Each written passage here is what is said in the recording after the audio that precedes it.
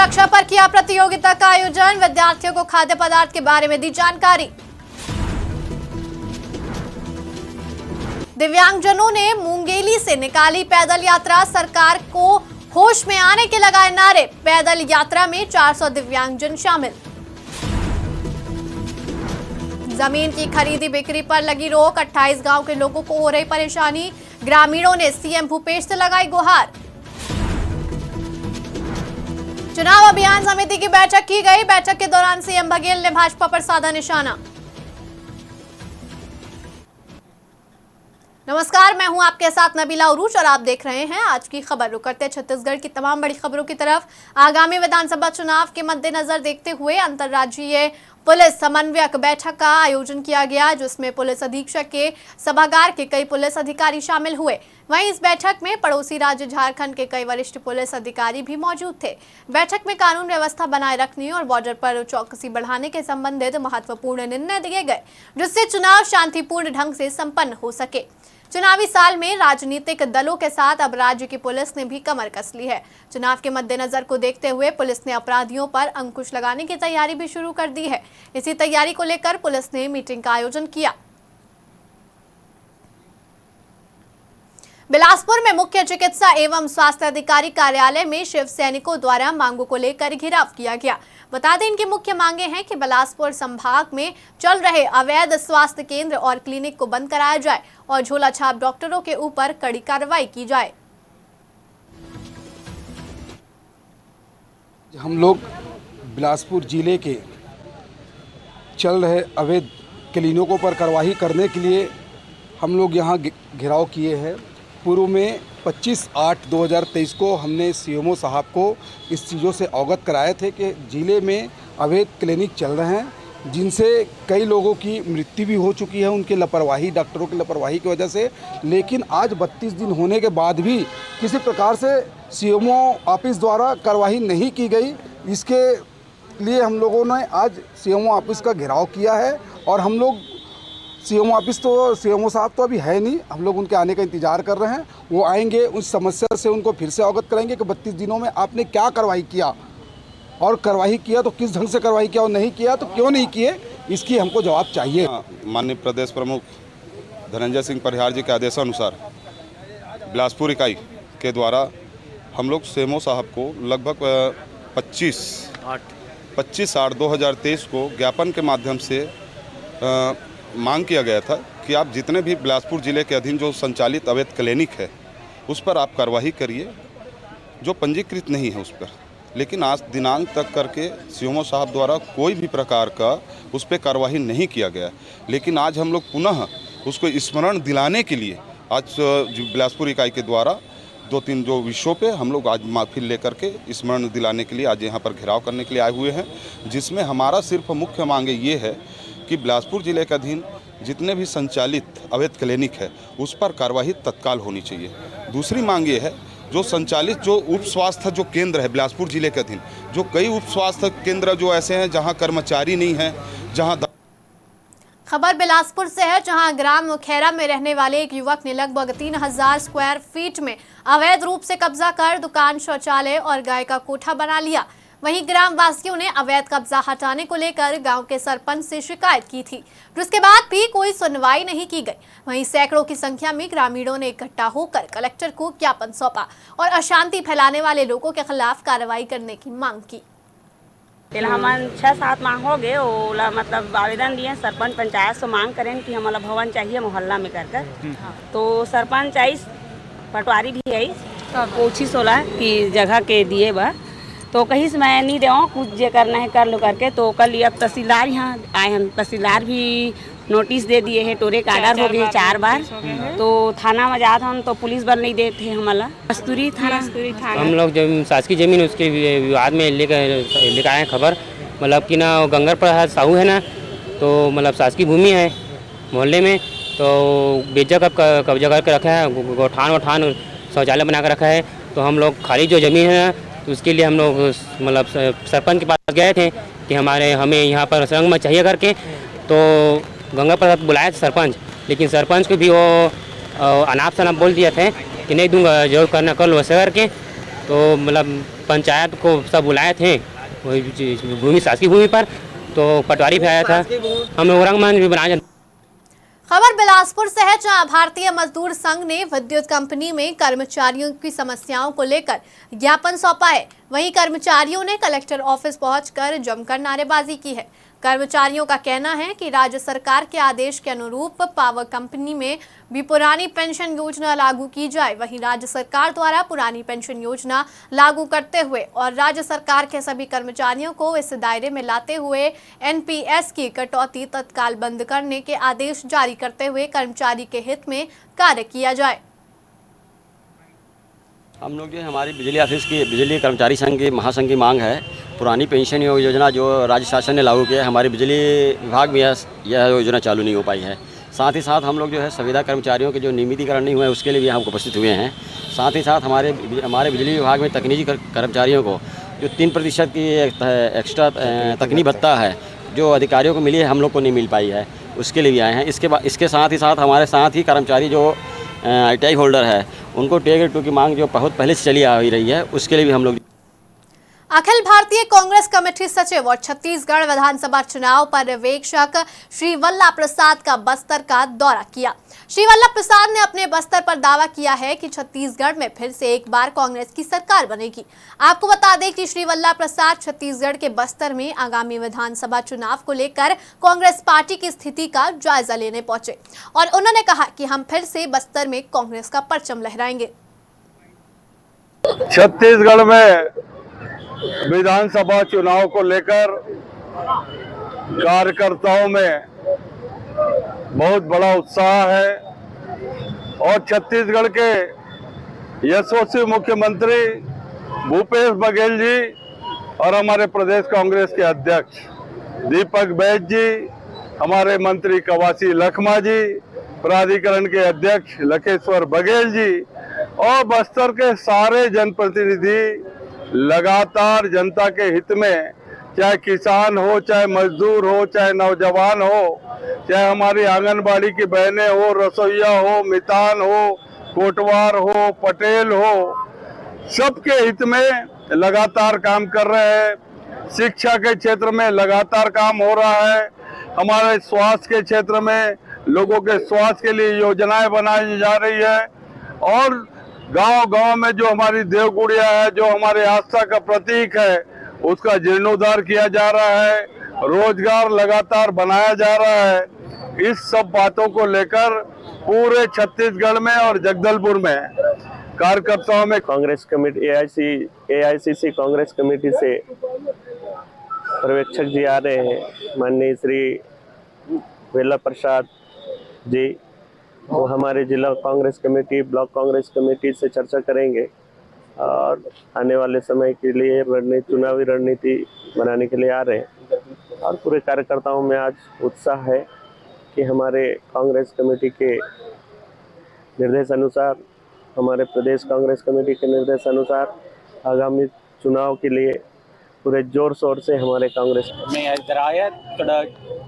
AICC पूरा प्रदेश election observer के लिए 2 लीडर्स का अपॉइंट किया। वन प्रीतम सिंह जी, ये सीनियर ऑब्जर्वर है, ये उत्तराखंड से, एंड मैं इधर है। हर एक पार्लियामेंट का एक ऑब्जर्वर्स अपॉइंट किया। अभी मैं इधर बस्तर रीजन का घूम करने के लिए शुरू किया। मैं कांग्रेस कार्यकर्ता का, कांग्रेस लीडर्स का कैसा ऑर्गेनाइजेशन रेडी है इलेक्शन के लिए, मैं देखने के लिए, ऑब्जर्व करने के लिए आया। बट वन थिंग इज, मैं आंध्रा से आ रहा है, मैं तमिलनाडु एआईसीसी सेक्रेटरी भी है। पूरा देश में एक बात चल रहा है कि हम लोग कांग्रेस पार्टी जीत रहा है छत्तीसगढ़ में। जगदलपुर बस्तर परिवहन संघ और जय झाजेश्वर परिवहन संघ ने संयुक्त तत्वाधान में नगर नार चलो नारे के साथ एनएमडीसी स्टील प्लांट के विरोध में अनिश्चितकालीन हड़ताल पर बैठ गए और इस दौरान परिवहन संघ ने नगर नार एनएमडीसी स्टील प्लांट पर आरोप लगाया और कहा कि पूर्व में एनएमडीसी स्टील प्लांट ने स्थानीय परिवहन संघ को प्लांट में काम देने के साथ ही बहुत सारी बड़ी बड़ी बातें कही थी, पर अब तक एनएमडीसी स्टील प्लांट ने अपनी किसी बात पर अमल नहीं किया है, जो कि स्थानीय लोगों को ठगने जैसा है। वहीं विधायक और संसदीय सचिव रेखचंद जैन ने एनएमडीसी के विरोध में प्रदर्शन कर रहे स्थानीय लोगों का पूरी तरह से समर्थन किया और सहयोग दिया। बड़गांव से भानु प्रतापपुर मार्ग पर संदिग्ध आईईडी होने की आशंका को लेकर कांकेर पुलिस के एसपी ने गंभीरता दिखाई। एसपी ने गंभीरता दिखाते हुए अपनी टीम के साथ मौके पर पहुंचकर सुरक्षा बल की सहायता से जांच शुरू कर दी। वहीं पुलिस को एक बड़ी सफलता मिली है। आपको बता दें कि इस जांच में पुलिस को बारूद जैसा सामान भी मिला और पुलिस की निगरानी में सुरक्षा को ध्यान में रखते हुए बम को निष्क्रिय किया गया।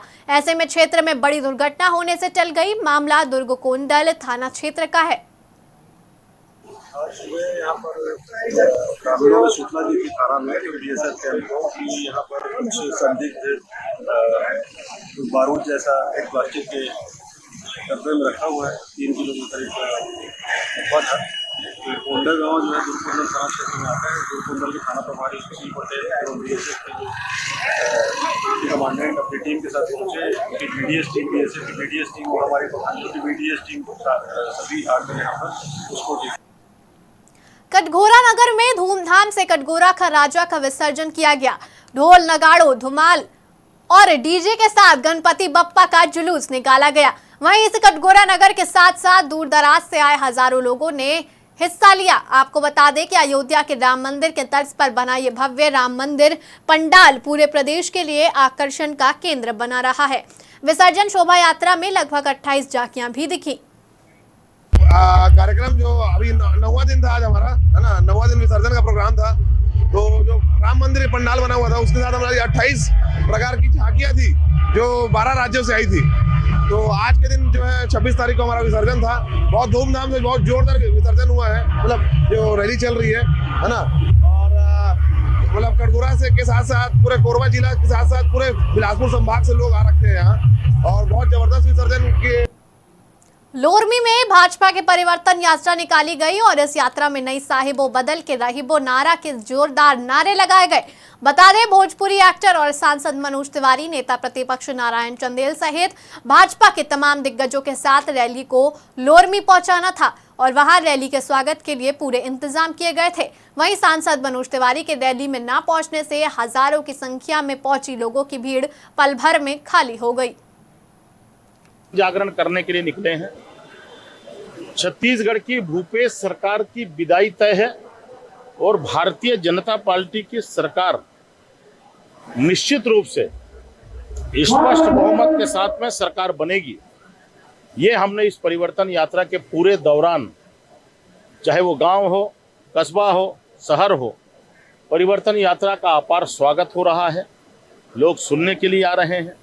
प्रतिदिन हमारे कोई न कोई केंद्रीय मंत्री सभाओं में आ रहे हैं और अच्छा प्रतिसाद और आशीर्वाद जनता का इस यात्रा को प्राप्त।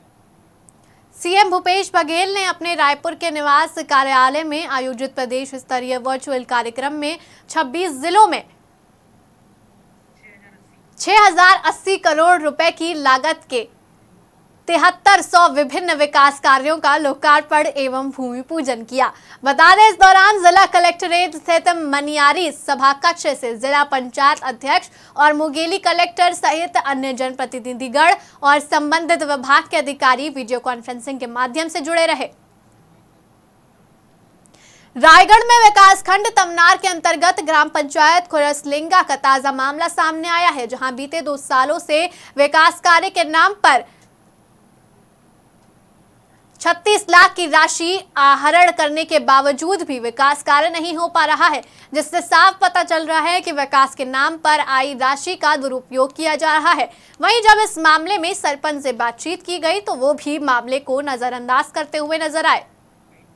ग्राम पंचायत समकेरा द्वारा सीसी रोड एवं स्वागत गेट स्वीकृत कराया गया जिसका निर्माण कार्य शुरू करने के लिए दबावपूर्वक बिना प्रस्ताव के सरपंच द्वारा राशि आहरण किया गया।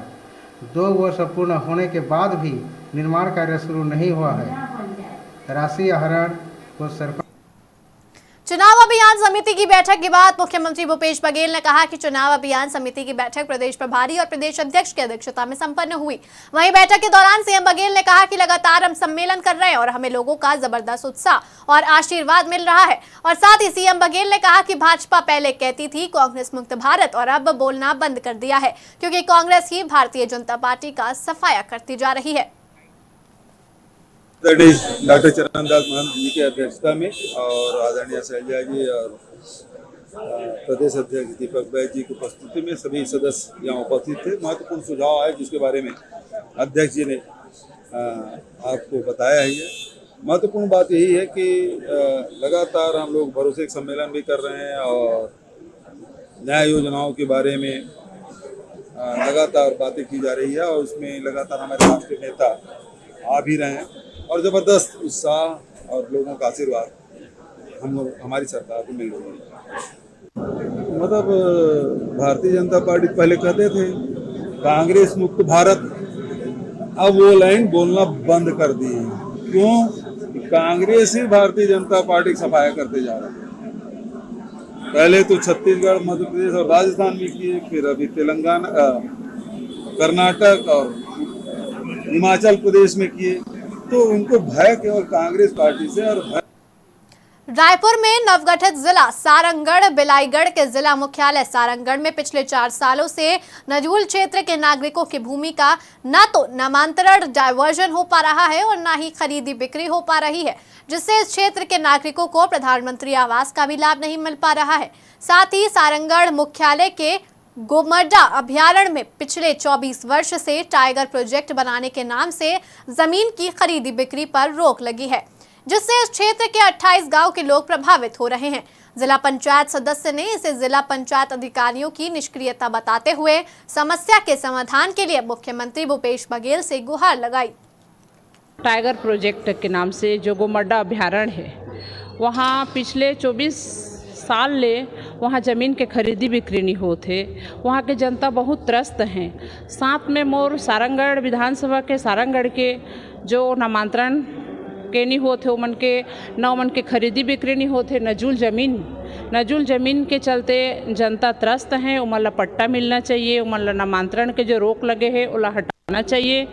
और ये दोनों समस्या के खातिर आज में आप मंठी प्रेस ज्ञापित करत हों कि जो गोमड्डा अभयारण्य टाइगर प्रोजेक्ट के है जो 24 गांव जो प्रभावित हैं वो जल्द से जल्द मुक्त करें। साथ में नजूल पट्टा में जो रोक।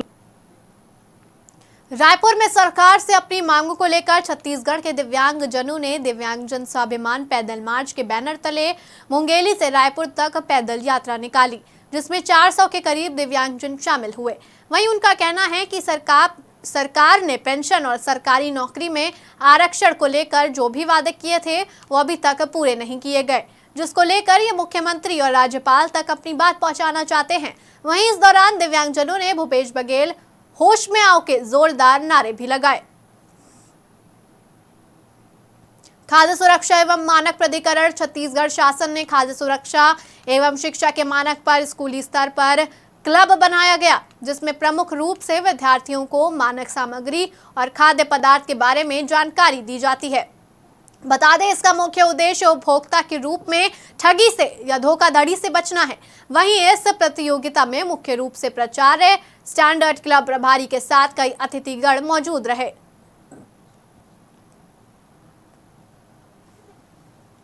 फिलहाल इस बुलेटिन में इतना ही। देश और दुनिया की तमाम बड़ी खबरों के लिए बने रहिए आज की खबर के साथ।